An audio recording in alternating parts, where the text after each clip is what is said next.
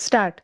Assam is one of the most beautiful parts of India. Here we have the biggest river and sprawling mountains, green fields, and big dense forests. All these go to make this part of the country beautiful, but they also make communications difficult. We are trying and we hope we shall succeed in maintaining the beauty and at the same time improving the communications. The Communications Ministry has under contemplation the opening up here of a number of post offices and telegraph offices. It is also proposed to have landing grounds for aircraft in convenient places where other means of communication cannot be opened. When the partition came more than 50 years ago, the country was in a very difficult position regarding food. We were importing a huge quantity of food grains from foreign countries. Thank God we are now nearly out of the wood and are able to produce enough for our needs. In the same way, we hope we shall be able to surmount other difficulties which still confront us. That has been possible because the people as a whole have realized the importance of self sufficiency in the matter of food.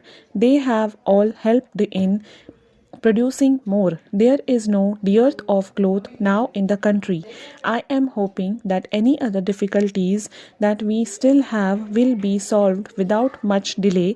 After all, our independence is only 6 years old, and what was not achieved, not even thought of for such a long time, has been achieved within this period.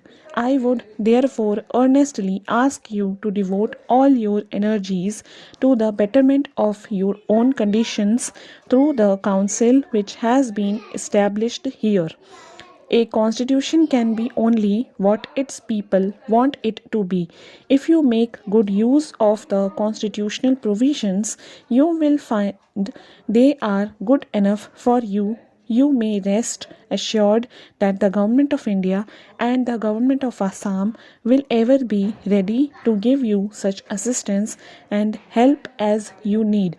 We know the difficulties which you have to face, and the Government of India have been trying to help you.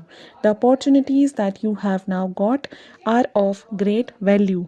They place your destinies in your own hands, and we are ready to give you such assistance as you require. This position has not been earlier when India was not free. You have mentioned the services of the missionaries. I am glad to be able to bear testimony to the very good work that the missionaries have been doing in various parts of the country. I have before this borne testimony to this fact on several occasions. I am therefore not surprised that you have spoken so highly of them. I would only suggest most respectfully one consideration for them.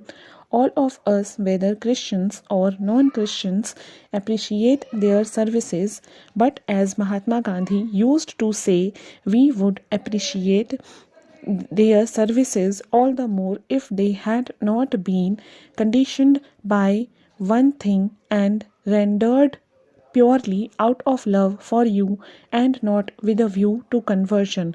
But that is a point which they have to consider. Our Gita tells us that our objective should be to do, to serve, leaving the results in God's hands.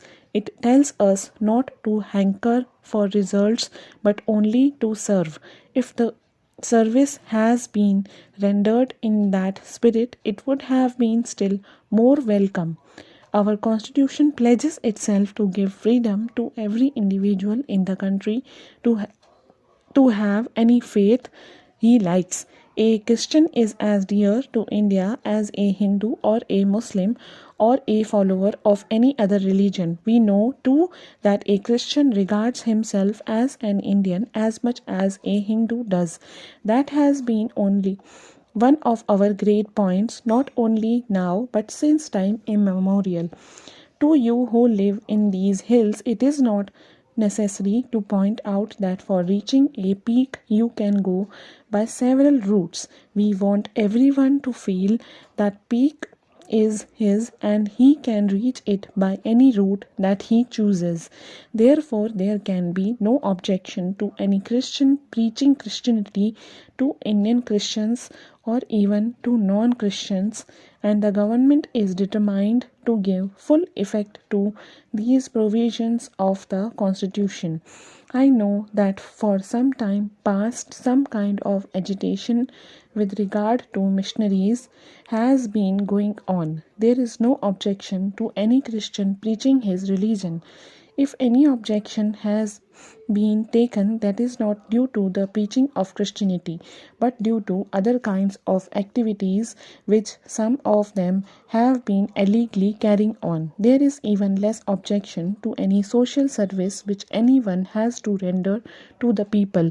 But at the same time, we expect that those who come to our country for this purpose will confine their activities to preaching alone, and if that is done, there can be no difficulty whatsoever there. Stop.